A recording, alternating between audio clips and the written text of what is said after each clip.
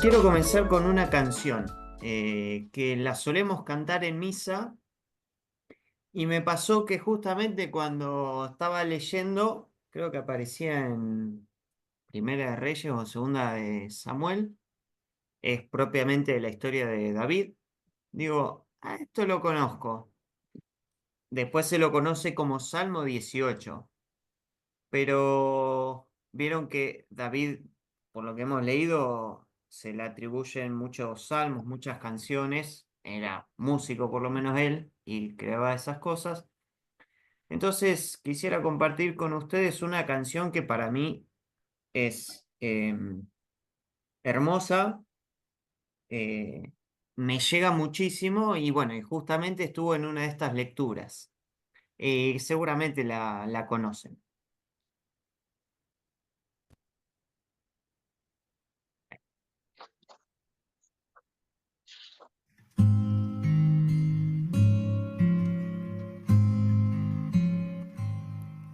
Yo te amo, Señor, mi fortaleza, mi roca, mi baluarte, mi liberador.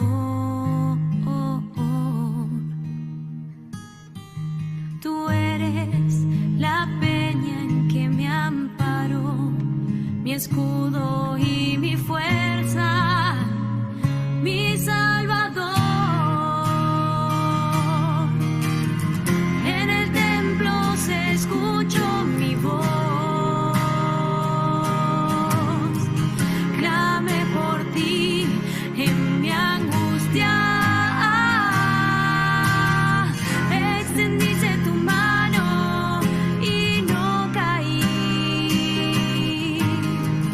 Tu poder del enemigo me libró. Las olas de la muerte me envolvían, me aguardaba la ruina, pero el Señor venció.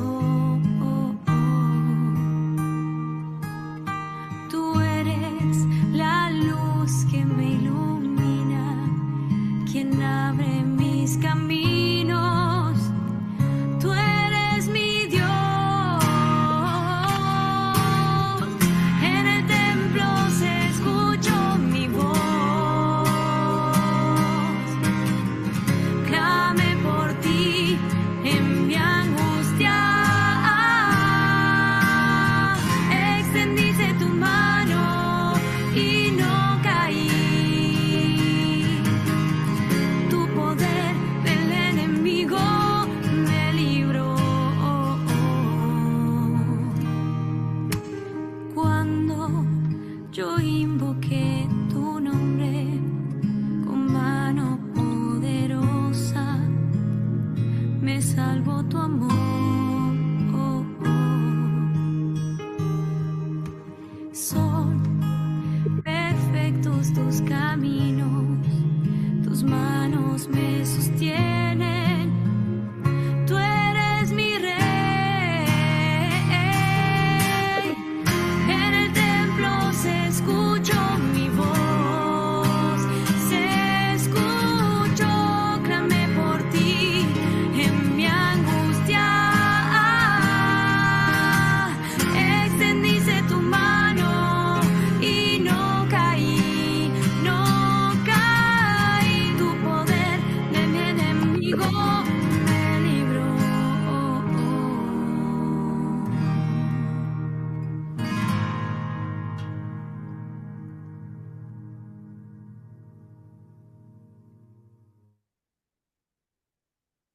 Bien. Con esta canción damos inicio a este encuentro de Café Bíblico, en nombre del Padre, del Hijo y del Espíritu Santo. Amén. Eh, Repito, es el Salmo 18, pero como figura, pero vuelve a figurar en la Biblia en Segunda de Samuel, capítulo 22. Ahí es donde David dice, dirigió las palabras de este canto cuando el Señor lo libró del poder de todos sus enemigos y de las manos de Saúl. y ahí comienza todo el canto que, bueno, tiene más letra y todo. Pero bueno, me llamó la atención y me resonaba y digo, uy, qué justo para ponerlo como música de introducción y de oración. Bueno, ahora sí, ustedes, los escucho a ustedes, ¿cómo les fue? Ahora que estoy yo. Buenas noches, primero que no Buenas saludé. noches, Ana. Buenas noches. Buenas ¿Cómo noches. están? ¿Cómo andas? Muy bien. Muy bien, qué bien. Aceptar. Qué bueno. ¿Me ven? ¿Me ven? Sí, Sí, Sí, sí. Manuel, te vemos y te escuchamos también. Qué bueno. Listo. Lo conseguí. Oh. Bueno, ¿cómo anduvieron con la lectura? Eran muchos, sí. Pero bueno, es importante también para saber si hay un poquito menos para este mes o más o menos podemos seguir el mismo ritmo. En promedio, por lo que la cantidad de días que tuvimos, igual eran 5 semanas, sin contar la de Semana Santa, eran unos 6 capítulos por día, sin contar sábado y domingo. O sea, si llevaban ese ritmo, no era mucho de lectura por día, pero bueno, pasan cosas y se van acumulando en las lecturas, así que, pero bueno, los quiero escuchar a ustedes. Sí, También si la hay verdad gusto, es que sí, dale, dale. no.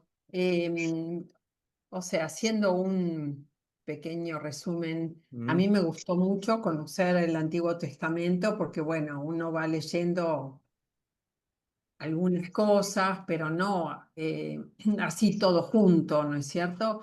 Y realmente, bueno, al principio, no, al principio y al final también, es como que me mareé porque terminaba una cosa, quería pensar lo que había leído, qué sé yo, 3 días atrás y ya no me acordaba, o 2 días atrás y ya no me acordaba por tantos nombres y tantas cosas. Bueno, fui anotando en el cuaderno, como haciendo, no como para recordar, pero no, como para que se me fije un poco más algunas cosas más importantes, ¿no? Pero bueno, a mí me gustó, me pareció sí mucho, porque la vida misma mm, es bastante complicada el día a día, entonces por ahí hay días que se junta demasiado para leer y bueno, y yo no di abasto, y entonces bueno, por ahí me iba algún resumen que tenía, porque yo tengo acá la Ciudad Biblia, así que por ahí me iba el resumen y chusmeaba un poco el resumen y así podía ir adelantando, ¿no? Pero bueno, es como que me gustó mucho. bien. A la mitad. Sí, incluso eso iba a preguntar, también por ahí lo de Maru ayudaba, ¿no? A como puntualizar ciertas cosas. Esa, esas preguntas de meditación que Maru me había pasado para compartirlas en el grupo, por ahí estaría bueno también ir siguiendo con esa misma dinámica para los otros libros. Así que, Maru, después, si querés también, las próximas, más que sabes la indicación de la guía, dale. Sí, sí. Lo intento, lo intento. está muy bien. Bueno, a mí me pareció más que interesante la lectura. De todas maneras, los libros, por ejemplo, de Samuel, eran como que uno se sentía más conocido, más lecturas conocidas, como que era... Después ya los reyes, un poco como que me apabullaban los nombres, que el otro, que hizo aquello, que no fue, que lo derrotó, que lo tiró. Bueno, en fin, lo que fue para mí muy interesante fueron los cuadernillos de silencio que pasó Marco. Yo no tengo el libro de Ciudad Biblia y que fueron muy útiles para hacer una meditación personal, que la verdad que me sirvió un montón, me pareció muy interesante traerlo a la vida de uno, a su propio caminar diario, y la verdad que me pareció muy bueno, o sea, de mucha ayuda. De todas formas, no me gustó, no me resultó, lo único que me resultó más pesado fueron los reyes, la cantidad de cosas, pero bueno, los nombres me mareaba un poco, pero bueno, después yo hacía al revés, leía y después hacía el cuadernillo del silencio, entonces era como una meditación más llevadera, más interesante. Igual reconozco que era larguito, porque hay días que uno no puede, yo tengo ahora la vida un poco más complicada, y entonces, bueno, a veces puedo y a veces no, pero bueno, pero sí se puede. Bueno, ¿me escuchan? Sí. Sí. Yo empecé a hacer los cuadernillos porque me agobiaba un poco inclusive hice un cuadro sinóptico de rey, profeta, forma de muerte, y terminé haciendo un estudio y entonces dije que para salir de eso, que parecía una historia, una lectura histórica más que bíblica, se me ocurrió lo de los cuadernillos, y a mí también. Entonces es como que dejé de preocuparme de cómo se moría cada rey o cómo ascendía o cómo hacía, sino darle un contexto más globalizado de lo que estaba pasando. Y la sensación esa de que toda su vida en esa época estaba dirigida por Dios, creo que es lo que después se perdió, ¿no? Porque después en el medioevo es como que el Dios iba por un lado y la vida iba por otra. En cambio ahí todo iban y lo consultaban y no sé si llovía, si no llovía, todo era un signo de Dios, ¿no? Eso es lo que más me sorprendió de de toda la parte histórica, que bueno, me parece justo de tiempo, pero es cierto, si te comías un día o un día no podías, se iba atragantando un poco después. Sí. No sé apagar el micrófono, lo siento. Les cuento que no he hecho la tarea, me quedé leyendo el libro de los Reyes y Esdras y Nehemías, y no pasé de ese libro. No, está bien, no hay problema. Yo esta vez hice trampa. Para mí que es por mi problema que tuve durante todo el secundario con historia. Porque tuve siempre problema con historia, me la llevé siempre. Y aparte, bueno, el tema que decía Negrita de que tenemos varias cosas en el día, ¿eh? Y por ahí se nos hace pesado estar leyendo y leyendo y leyendo. No tenemos el tiempo como para leer, fijar, meditar, ¿no? Así que bueno, yo en esta semana pasada me devoré las introducciones nada más de los textos. Es más, ayer terminé con Esdras y Nehemías, solo en la introducción. Por eso le digo perdón, pero no hice bien la tarea. Bueno, que comparto. Sí, yo también tengo la misma sensación entre las mil cosas que hago. Entrar en una lectura de todos estos estos libros, digamos, ¿no? No es fácil, me pareció como mucho para un mes, me pareció como mucho. La opción que yo hice fue intentar hacer una lectura un poco en diagonal de todo.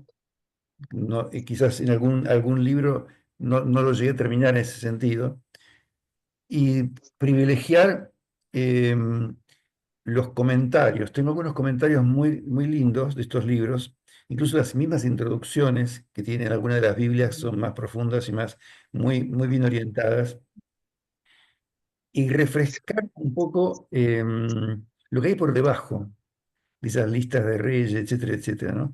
Porque tampoco no encontraba mucho sentido, ¿no? Y después viene el otro. Una historia muy cíclica, que tampoco tiene sentido, no es la idea que aprendamos los nombres de los reyes ni la genealogía de nadie, ¿no? Me parece que no es, para eso no lo hacemos. Pero sí para descubrir el sentido, ¿no? Para poder interpretar hoy a mí que me dice el texto. Es decir, yo intenté ver no tanto qué les dijo a ellos, o qué decía el texto, o quién, aparte así como una especie de análisis crítico, literario, sino hoy, qué me puede estar diciendo a mí. Y, y con qué sensación me quedo, ¿no? Primero voy a reconocerles que algunas partes me resultaron muy aburridas. A Negrita le interesó, pero muy aburrido. ¿Cuánto medía el templo, Negrita, de lado a lado? Bueno, eso también, pero no, más todo lo que es en Crónicas o en Reyes, la recurrencia de los nombres y las tradiciones, las guerras, el que se levantaba contra uno, sobre todo en Crónica las alianzas políticas con uno, porque eso es el más histórico en serio, sea Crónicas, me parece a mí, ¿no? Sobre todo, hay datos que son muy históricos, que son comprobables. No sé si Sansón, qué hubo de histórico en Sansón, pero en Crónicas sí, ¿eh? Y los nombres de los reyes griegos, Seleucidas, etcétera, que menciona existieron, digamos, no es un dato, digamos, ¿no? Entonces es muy interesante. Pero bueno, eh, eso es simplemente compartir que me aburría un poco alguna de las cosas. Pero hay más cosas para compartir. Pero yo inicialmente lo que volví a confirmarme es en una cosa, y es cómo los israelitas fueron capaces de meter a Dios en la historia. Que la historia humana, o sea, después en el Evangelio Dios se encarna en Jesús, más todavía. Pero en la historia de Israel está Dios encarnado, Dios está actuando, digamos, ¿no? Es muy curioso, esto no sé si habría que ver otros libros sagrados de otras religiones, pero no me da la impresión que sea así en otras religiones, que Dios es tan metido en la historia concreta de los hombres, ¿no? Que le sea una historia sagrada, que sea una historia sagrada. Esto a mí me pareció, y que Dios no tuviera asco de meterse en una historia tan sangrienta. Bueno, esto es otra cosa, ¿no? Hay que lavarse las manos después de leer estos libros que están llenos de sangre. Llenos de Alguien me sangre. había comentado, sí. Pero sí, uno lo sabía, pero cuando volvés a ellos, te decís, qué barbaridad, qué historia espantosa, la historia de la humanidad es espantosa, muertes y muertes y guerras y matanzas. Eso también es otra sensación junto con la del aburrimiento. Y después, por último, me quedaba pensando, ¿no? Que puede ser una pregunta. Yo cuando termino de leer estos libros, ¿soy optimista o pesimista respecto a la historia humana? Porque la verdad es que los más grandes héroes, sus descendientes, terminan siendo perversos y aliados con no sé quién. O sea, de golpe Judas Macabeo fue un héroe, pero ya los que lo sucedieron, la dinastía que fueron los saduceos de tiempo de Jesús, estaban pervertidos. Entonces, pues, como que te queda una sensación de cierto pesimismo. ¿De repente?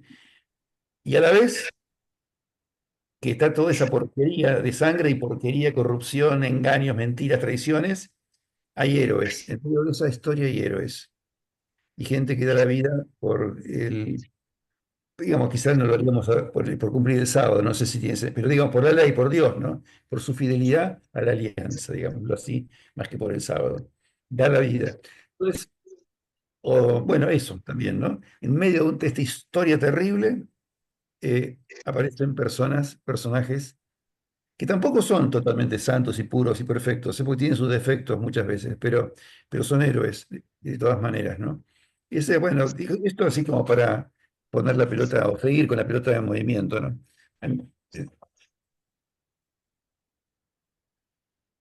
Eh, Esto Y que acabas de decir, Luis, me hace acordar cuando se dice que en la Biblia no hay personas perfectas ni historias perfectas, y aún así Dios sigue confiando en la humanidad y amando, ¿no? Es como Dios transforma a la humanidad pese a los pecados, a nuestros pecados y nosotros pecadores, ¿no? Eso es un signo de esperanza enorme, de que está detrás entre líneas, podemos decir, ¿no? De reconocer, porque por ahí hay algunos, viste que hoy en día se hacen resúmenes y se mandan en las redes diciendo, Pedro era así, Judas era así, este era así, el otro que provocó incesto, el Caín asesino. eh, y todo eso son personajes que están en la Biblia. Bueno, pese a todo eso, Dios sigue obrando, ¿no? Es un mensaje de esperanza maravilloso. sí, eso, a eso iba a ir, porque también con esta historia de, bueno, de David, de Saúl, de Salomón, también reyes a los que le prometía mucho y cometieron alguna equivocación humana. Y bueno, y aún así la promesa siguió estando. Eh, la promesa la siguió manteniendo, los perdonó de alguna manera, algunos más que otros, eh, aunque bueno, después siempre estaba esa humanidad de equivocarse, ese error humano. Algunos se fueron muchísimo más a la banquina que cualquier otro. Pero esto, incluso también las apariciones de Elías, bueno, Samuel en su momento, ¿no? Pero los ciclos de Elías y Eliseo, en esto de estos primeros profetas que aparecen y empiezan a reorientar al pueblo, aunque bueno, algunos lo hacen, otros no. em, pero sí, eso está bueno también lo de los de silencio que pasó Maru, porque un poco orientan a esto, ¿no? Por ahí para no perdernos tanto en lo que es historia, como decía Luis, em, bueno, ¿qué me dice hoy el piedrazo que recibió Goliat de un joven David? Eh, o los metros cuadrados que tiene el templo, si es que hay que sacar algo de ahí, o la tramoya que hizo David con Betsabé y el marido Uriel. ¿Qué podemos sacar de ahí? Incluso esto, la genealogía de Jesús pasa todo por esa porquería humana. Eh, y Betsabé es una de las abuelas de Jesús. Así que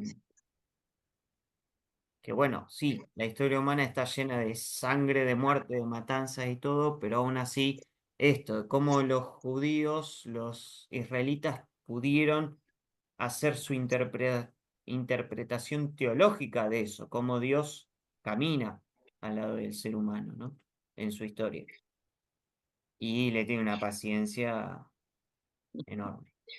Por otra parte, es interesante que las vidas de de David, por ejemplo, el hecho de que nos cuenten sus miserias, sus pecados, a mí, es un signo de verosimilitud y de honradez del autor bíblico.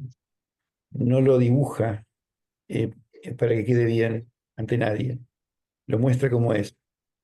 Cosa que a veces, ahora ya no tanto, ¿no? No pasa eso, pero me acuerdo cuando yo era más joven, algunas vidas de santos eran espantosas, porque todo era una cosa increíble. Me acuerdo de San Luis Gonzaga, que yo tuve que reconciliarme con San Luis Gonzaga, porque San Luis Gonzaga no miraba a los ojos a su madre, y tomaba la teta los viernes, ¿se dan cuenta? Entonces, bueno, claro, así no, ¿viste? No, estas pinturitas así no me sirven a mí. Pero como te presentan así a un ser humano, ¿no? Que se esforzó, que cayó, que pidió perdón, que se arrepintió, que era músico y que era bombero y que era... Esto lo hace verosímil y me lo acerca.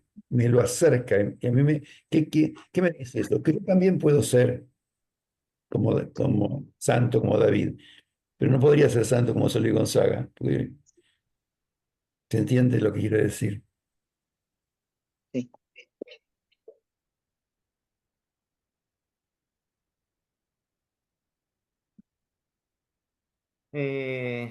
Bueno, escuchándolos, yo tengo algunas propuestas, dos propuestas más que nada para hacerles en relación a las próximas lecturas.